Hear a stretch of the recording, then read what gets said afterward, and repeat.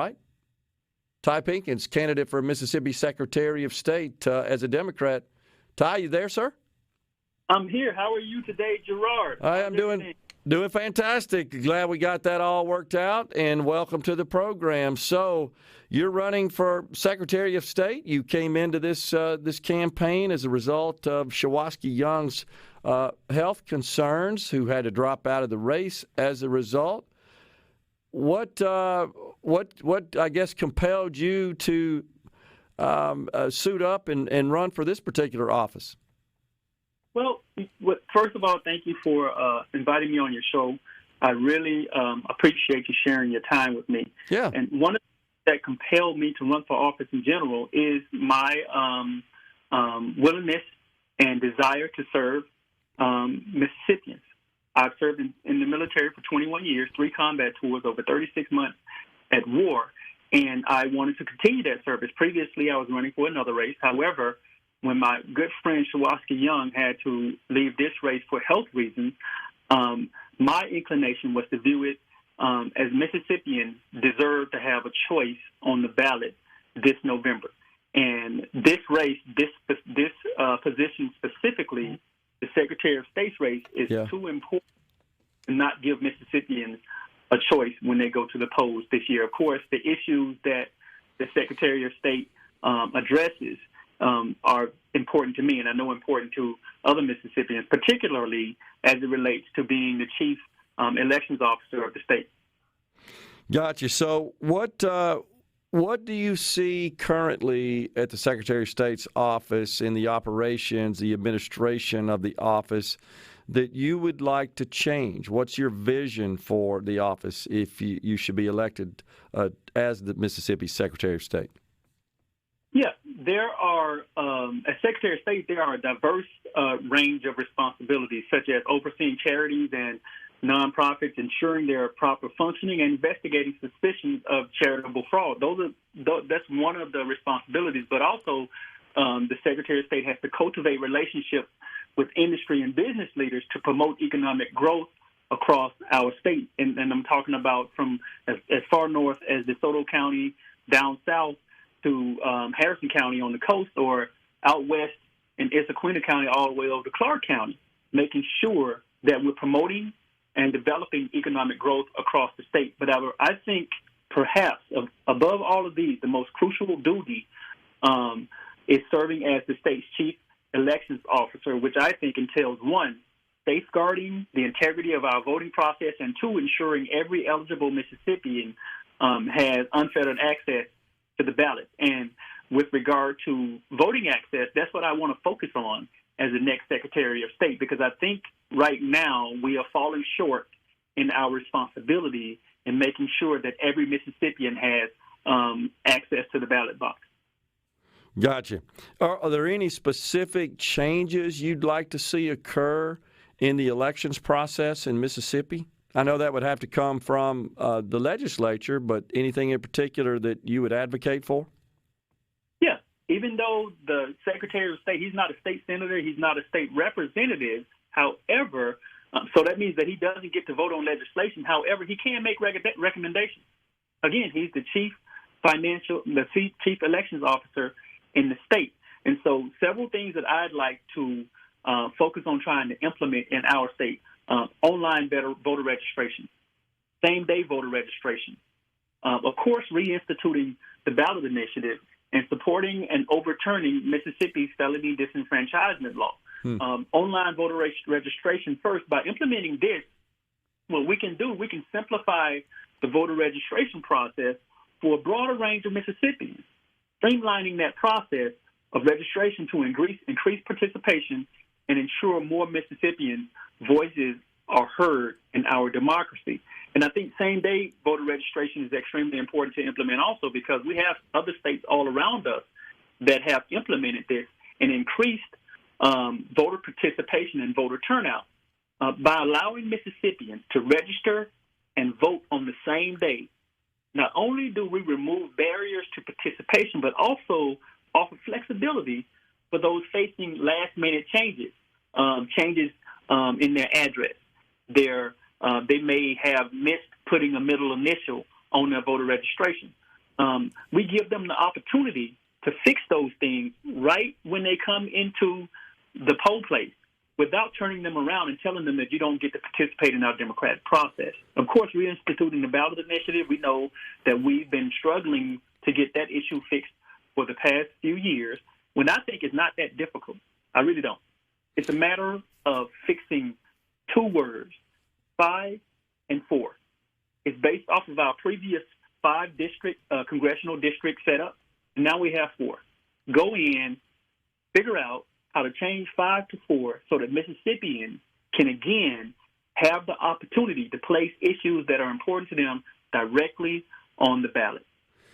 Hold that thought for a second. I want to ask you about the online voting that you talked about, or voter registration, pardon me, online voter registration you mentioned earlier.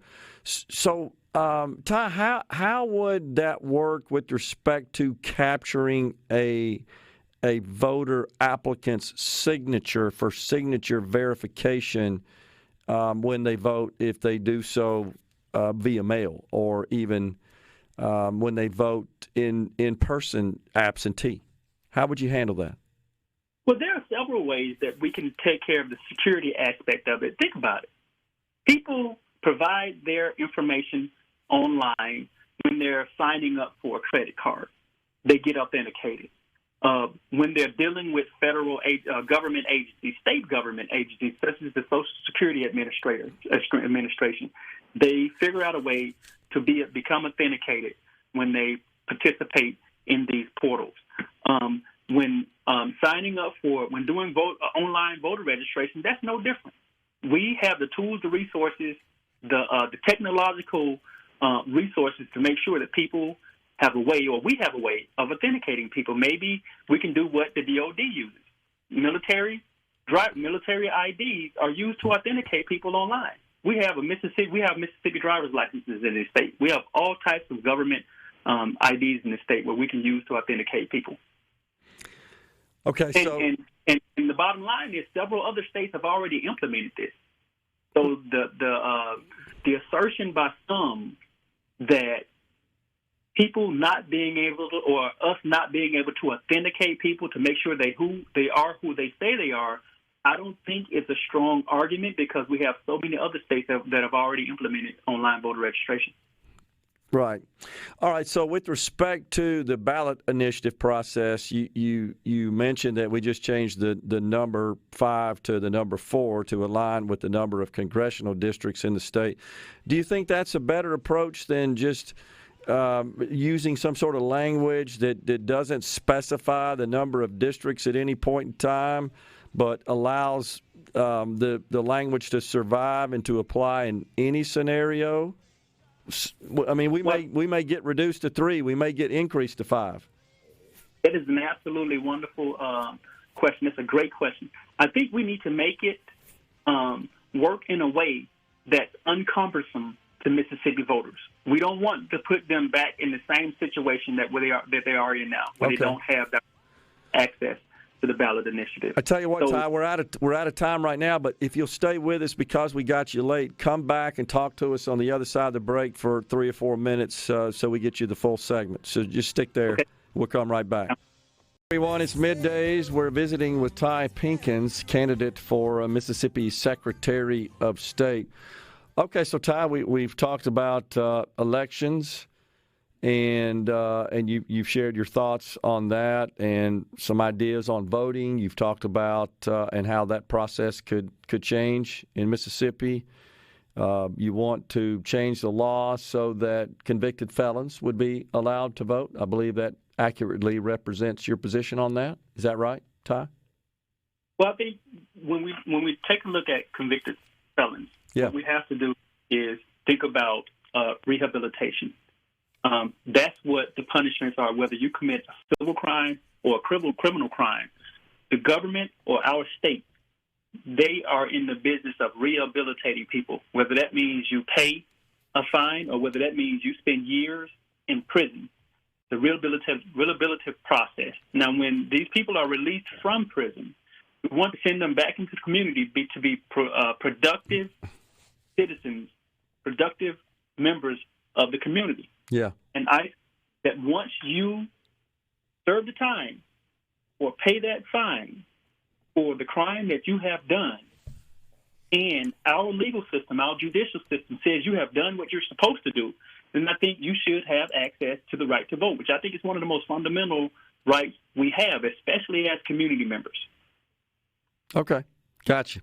All right. So let's talk about another area of responsibility of the Secretary of State, and that's business services. What are your thoughts on that? Anything you see there that you'd like to change, like to improve? Absolutely. As you know, for as long as I can remember, our state has been at the back of the line with regard to economic development and job creation. We're always at the back of the line. So I think the Secretary of State's position is important because one of the responsibilities is cultivating relationships with industry and business leaders to promote economic growth across our state, not just in the north, not just down south, not just on the eastern side of our state, but on the western side of our state as well. What we have to really take seriously and understand is that if we want to get off the back of the line, if we want to not be number 50 out of 50 states with regard to economic development and job creation and unemployment, we have to have targeted investment in the Mississippi Delta. You cannot ignore that area and then complain that we stay at the back of the line with regard to economic development and job creation and unemployment. So my job as the Secretary of State will be responsible for building those relationships with industry leaders, new industries that we can bring in the state. We have an entire river on the western side of our state that runs from Tunica all the way down to the coast. And we know that one of the next big industries to come about is hydropower.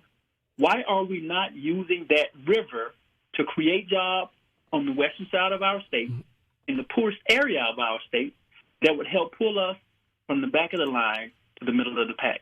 And so those are some of the ideas that I would put forth as the next Secretary of State, making sure that we invest in every corner of our state with regard to job creation and economic development. Okay. All right. What about public lands? How do you feel about that? That's another area that the Secretary of State has some purview over. Yeah. The Secretary of State has a role. His role is the management and supervision of all state lands. And for me, it's personal to me. I'm a country boy. I grew up in the Delta. I understand how important that land is to families that depend on that land, family farmers or families that own land.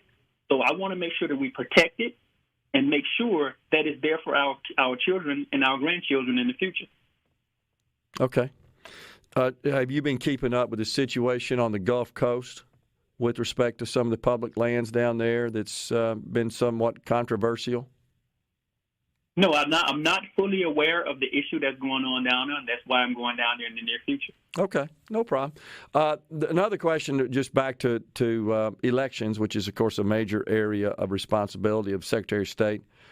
What do you think about cleaning up the voter rolls? That's something that the current Secretary of State, Michael Watson, has really been championing. How do you feel about that? Well, I don't think we just should be arbitrarily wiping out voter rolls, because you catch people who haven't done anything wrong.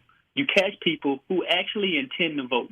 And I don't think we need to be punishing people because they skip an election. I really don't.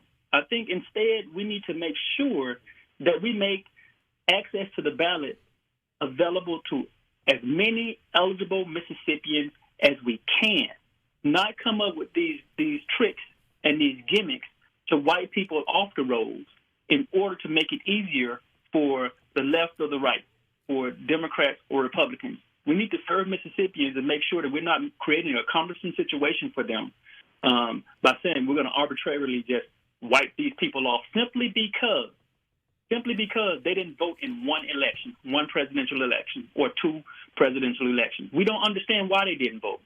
Maybe someone just had a new child and that child was sick and they couldn't make it to the polls that year.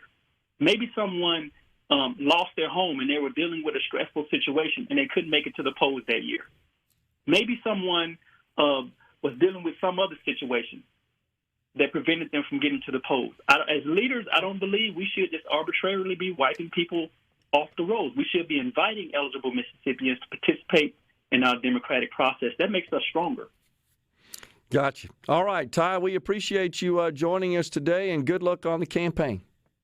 Gerard, thank you so much. I really appreciate it. I hope to be back soon. Yes, sir.